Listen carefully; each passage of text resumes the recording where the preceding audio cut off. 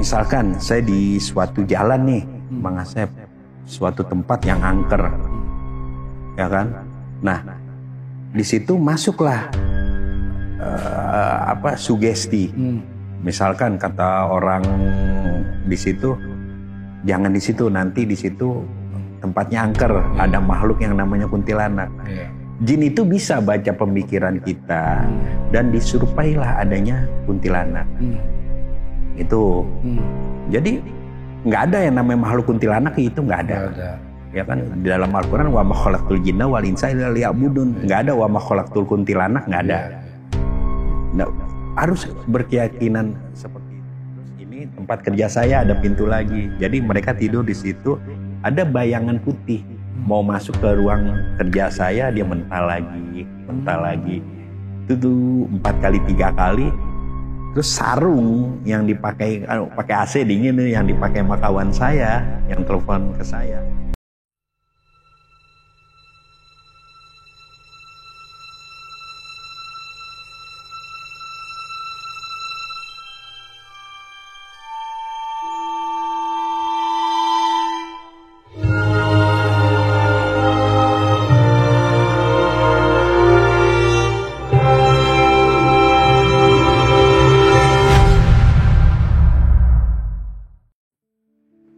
Assalamualaikum warahmatullahi wabarakatuh. Salam jumpa kembali dengan saya Mang Agus, pesan di balik misteri.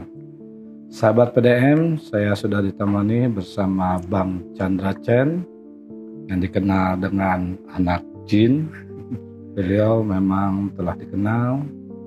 Sebelum berkisah kita tanya dulu. Assalamualaikum warahmatullahi wabarakatuh. Waalaikumsalam warahmatullahi. Sehat ya Bang? Alhamdulillah. Bang Chen, kan sudah malang melintang nih ya, memandikan jenazah, terus mungkin sering melihat mayat atau di kamar mayat. Itu bagaimana sih menghilangkan, barangkali Bang Chen punya tips, menghilangkan rasa takut gitu. Ya. Ada gak tipsnya? Iya, pada awal-awalnya saya memegang jenazah, memegang mayat itu ya ada rasa takut, Mang Asep. Tapi saya berusaha mengendalikan rasa takut sendiri. Yang pertama, yang harus kita pahami makhluk ini cuma 2 di muka bumi. Yang pertama jin dan manusia. Dalam Al-Quran pun dikatakan wa ma khalaqtul jinna wal insa illa liya'budun. Tidaklah aku ciptakan jin dan manusia hanya untuk beribadah. Jadi sama tuh kewajibannya. Nah, adapun bagaimana saya mengatasi rasa takut tersebut adalah keyakinan saya kepada Allah dan keyakinan saya pada firman-firman Allah. Sebab kita dikatakan kan dalam Al-Quran, kita ini makhluk yang paling bagus, paling sempurna. Laqad khalaqnal fi ahsani taqwim. Jadi Allah itu menciptakan kita dengan sebaik-baiknya. Dan juga kita kan pemimpin di muka bumi. Ya kan? Wa isqala rabbuka lil malaikatis inni ja'ilun fi ardi khalifah. Khalifah itu kan pemimpin. Ya, gelar yang diberikan Allah kepada manusia, gelar tertinggi yang diberikan Allah kepada manusia, yaitu khalifah. Jadi kita pemimpin nih. Jadi kalau misalkan kita pemimpin di muka bumi, kita nggak perlu takut lagi dengan makhluk-makhluk selain manusia. Kan ada juga jin gitu. Jin itu di bawah kita tuh derajatnya. Nggak perlu takut sama yang begitu. Ya adapun sekarang gangguan-gangguan makhluk ya kayak model hantu-hantu di Indonesia kan. Hantu di Indonesia di luar beda kan. Kayak kuntilanak, gandarwo, tuyul, terus apa lagi? Pocong. Nah itu adalah bentuk jelmaan jin. Makanya jin itu kan saya bilang jin itu derajatnya di bawah kita dan kita nggak perlu takut. Dan tentunya dengan keyakinan kita bersama Allah. Jadi gini, misalkan saya di suatu jalan nih, Mang Asep, suatu tempat yang angker, ya kan? Nah, di situ masuklah sugesti. Misalkan kata orang di situ, jangan di situ, nanti di situ tempatnya angker, ada makhluk yang namanya kuntilanak. Jin itu bisa baca pemikiran kita dan disurupailah adanya kuntilanak. Gitu. Jadi nggak ada yang namanya makhluk kuntilanak, itu nggak ada. Ya kan di dalam Al-Quran wa ma khalaqtul jinna wal insa illa liya'budun. Nggak ada wa ma khalaqtul kuntilanak, nggak ada. Nah, harus berkeyakinan seperti itu. Dan jangan lupa, seperti guru kita ajarkan, selalu berzikir, lisan maupun hati, kolbu. Nah, sebaik-baiknya zikir yaitu di kolbu. Ya, orang lain nggak tahu kita berzikir, susah itu mengamalkannya. Ada suatu riwayat ketika Rasulullah berjalan di suatu lembah ya, itu para sahabat zikirnya kenceng tuh. La ilaha illallah, Allahu Akbar, ditegur oleh Rasulullah. Rasulullah bilang, wahai para sahabat, sesungguhnya engkau menyebut sesuatu zat yang maha pendengar. Ketika udah ada kata-kata maha, itu kan luar biasa. Maha pendengar, sampai kolbu pun Allah mendengar. Makanya yang seperti diajarkan Ustadz Ridwan, masalah zikir kolbu, wah saya setuju 100%. Gitu. Sebaik-baik zikir di kolbu. Ya, kita selalu berzikir di hati, itu jin sendiri nantinya, atau godaan-godaan jin yang menyerupai misalkan kuntilanak segala macam, itu akan mental sendiri. Ya kalau kita merinding di tempat angker gitu kan, nah itu yang bikin merinding adalah kekalahan ketakutan kita. Jadi ion tubuh atau ini kita itu tertarik oleh dia tuh, sehingga bulu kita merinding. Tapi kalau kita nggak takut, kita kuat, selalu berzikir, itu terlindungi tuh. Kalau misalkan ada diilustrasikan kayak ada yang membentengi, kayak sinar gitu, nah itu bakalan mental jin sendiri. Itu nggak ngaruh kayak gimana pun jin tingginya ilmunya, itu nggak ngaruh ketika kita selalu ingat dan berzikir di kolbu oleh Allah, kepada Allah Subhanahu wa Ta'ala. Gitu, Mang Asep. Jadi kenapa saya nggak pernah takut ketika saya di tempat manapun, kita harus berzikir, kita harus ingat sama Allah, dan kita pahami bahwa kita ini makhluk yang paling sempurna. Kita ini pemimpin di muka bumi. Makhluk selain manusia bukan pemimpin, itu bawahan kita. Tapi seringkali nih manusia di Indonesia, masyarakat di Indonesia sering tertipu oleh fata morgananya jin. Sehingga jin itu dijadikan pemimpin atau tempat hujah, tempat bertanya, tempat mencari solusi. Dan timbullah itu dukun-dukun yang bekerja sama dengan jin. Ada kan anekdot yang bilang, iya kana budu wa dukun nastain. Bukan iya kana budu wa iya kana nastain kan. Ya, pada mula aku menyembah, tapi mintanya sama dukun gitu kan. Harusnya mintanya sama Allah juga kan.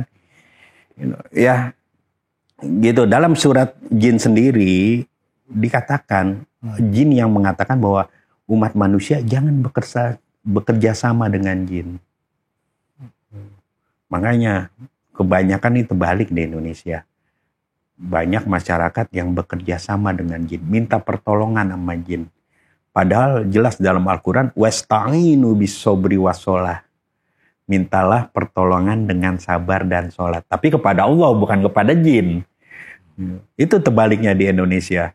Ya banyak kan sekarang konten-konten horor, ya kan, podcast horor yang menampilkan adanya pesugihan, santet. Nah itu kerjaan jin semuanya untuk menyesatkan pemikiran manusia. Ya, misalkan saya bilang tadi, balik lagi ke masalah kita di jalan angker ya, terus ditampakin adanya kuntilanak dan kita percayanya adanya makhluk kuntilanak, gitu. Itu kita udah ingkar pada ayat Allah. Sebab nggak ada wa ma khalaqtul kuntilanak. Kita mengingkari adanya jin yang menyerupai kuntilanak. Kan kebanyakan sekarang wah di tempat serem gitu, melihat kuntilanak, gandaruwo, segala macam. Itu sebenarnya nggak ada, hanya jelmaan jin. Jin sendiri kan nggak bisa dilihat, kecuali dia menjelma. Kalau dia menjelma baru kita lihat. Memang manusia itu tidak tidak akan sanggup kali. Tidak akan bisa ngeliatin kecuali nabi ya. Kecuali jin itu menjelma. Kan saya beberapa kasus saya berkomunikasi sama jin. Itu sendiri berbentuk manusia, Mang Asep. Dan saya tidak sadar bahwa itu jin. Dia menjelma dulu, masuk dulu ke dimensi manusia, menjelma baru. Seperti yang dikatakan siluman. Ya kan, misalkan ada siluman kera, terus siluman harimau. Jadi dia menjelma dulu menjadi binatang baru terlihat. Kalau nggak menjelma, nggak bakalan manusia manapun nggak bakalan bisa ngelihat jin. Kecuali menjelma. Ada manusia yang makom-makomnya tertentu yang bisa masuk ke dimensi jin. Tapi kalau kita orang awam bisa masuk ke dimensi jin, yang jadi pertanyaan, bisakah kita keluar lagi? Misalkan sukma saya nih gitu kan, masuk ke dimensi jin. Yang jadi pertanyaan, bisa nggak sukma saya balik lagi ke dimensi manusia dan masuk lagi? Kebanyakan nggak. Banyak kan orang sekarang ngomong sendiri di jalan. Ya kan, orang-orang gila. Terus banyak orang yang gila menuntut ilmu. Nah dia salah menuntut ilmunya. Dia menuntut ilmu sama jin gitu. Sehingga sukmanya terbawa dan gak bisa balik lagi. Jadi kalau orang gila nih ngomong di jalanan gitu kan, kita lihat sendiri. Padahal dia berkomunikasi sama jin. Kita yang lihatnya, wah gila nih ngomong sendiri. Itu Mang Asep. Ya seperti santet. Santet itu kerjaan jin. Asli kerjaan jin. Saya pernah podcast dengan mantan dukun santet ya. Teh Ria Puspita, pernah dengar kan? Iya. Teh Ria Puspita. Dia sepakat sama saya bahwa santet itu adalah kerjaan jin. Jin yang diperintah oleh seseorang, dukun misalkan, untuk mencelakai seseorang. Dan bagaimana tips menghindari santet? Bukan satu-satunya jalan. Salah satunya jalan yaitu zikir di dalam hati. Jadi dimanapun kita berada, kapanpun kita berada, kita harus berzikir dalam hati. Yang dinamakan, yang diajarkan oleh guru kita kan, Ustadz Ridwan, bahwa zikir kolbu. Itu sangat penting. Itu menghindari rasa takut, menghindari santet, terus menghindari kita agar tidak terperosok ke pesugihan. Zikir kolbu itu sangat luar biasa. Jadi kan, saya lupa tuh ayatnya tuh. Itu sangat penting bagi saya. Kalau misalkan orang bertanya, ketika pertanyaan yang tadi, bagaimana tips menghilangkan rasa takut? Ya selalu berzikir dalam hati. Dan ingat sama Allah, dan paham bahwa kita adalah makhluk paling sempurna, kita adalah pemimpin di muka bumi, berdasarkan ayat tersebut yang saya bacakan di awal tadi. Ini maaf, panggilannya jangan Mang Asep itu. Ini Mang Asep. Ya, Mang Agus. Oh iya Mang Agus ya. Jadi dari awal ya mungkin saking asiknya berbicara nih. Jadi ingatnya di studio yang lain nih ya. Bukan studio yang lain. Ada kawan saya namanya Mang Asep. Oh jadi ingat gitu. Iya. Baru dari tadi kan saya dari rumah sakit langsung ke sini nih, Mang Agus.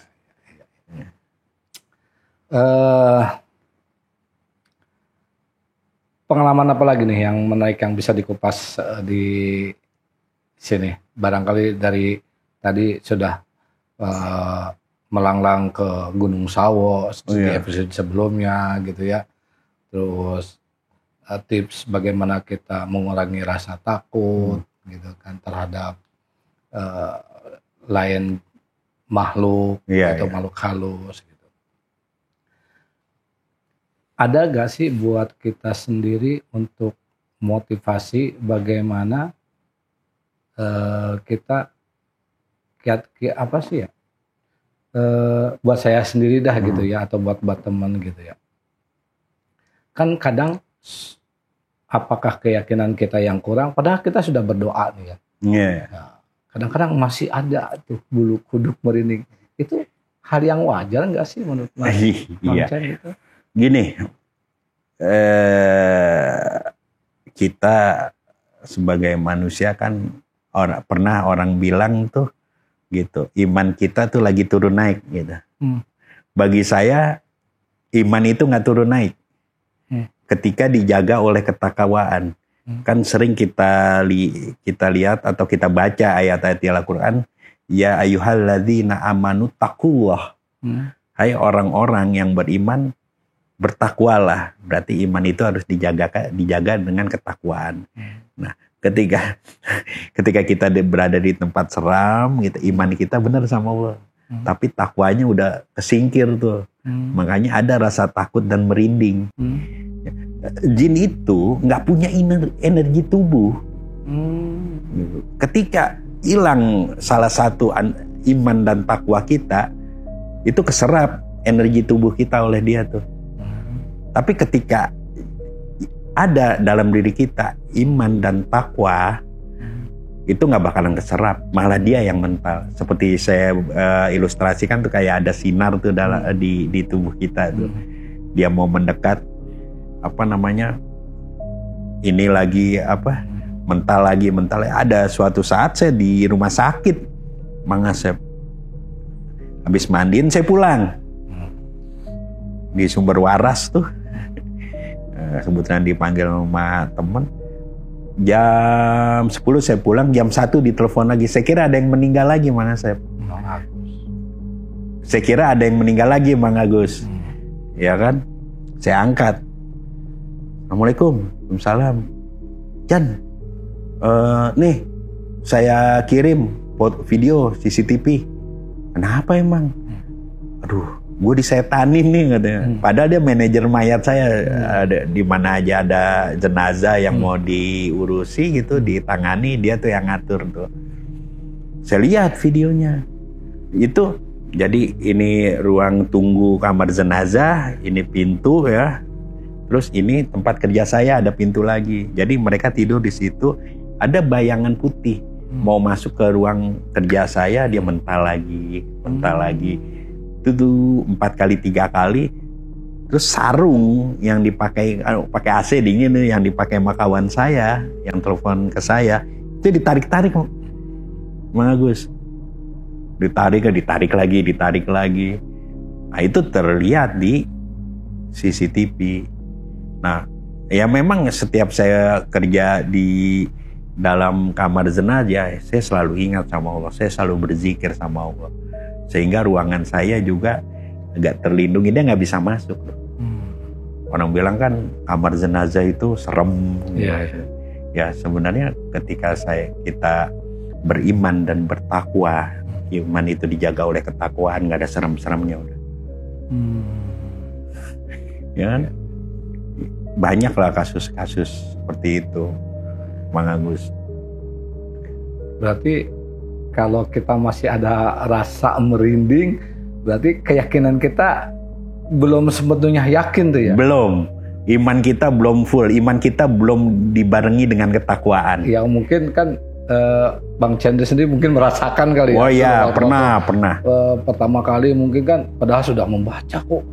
Perasaan nih bulu kuduk merinding aja gitu. Itu saya kan relatif muda ya. Mang Agus memandikan jenazah, pegang sendiri umur 16 tahun.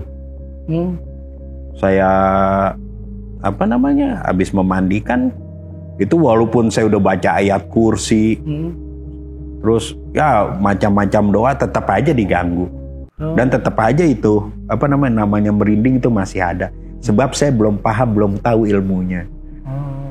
Sehingga sama guru saya dikasih pemahaman, baru mulai dari situ saya nggak pernah takut sama yang namanya gangguan jin, hantu, dedemit segala macam, nggak pernah takut.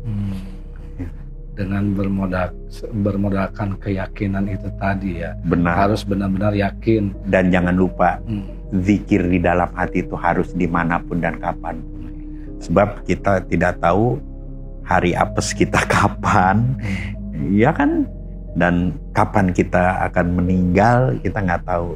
Dan kan dibilang ada hadis Rasulullah, mangkana akhiri kalamihi qalu la ilaha illallah dakhala jannah. Barang siapa, kata Nabi, yang pada hembusan nafasnya terakhir mengucapkan kalimat la ilaha illallah, maka dia akan masuk surga. Ya kan? Iya. Walaupun tidak diucapkan, tapi kan di hati kita mengucapkan. Yang penting hati kita. Orang lain nggak tahu kan kita berzikir. Ya, itulah.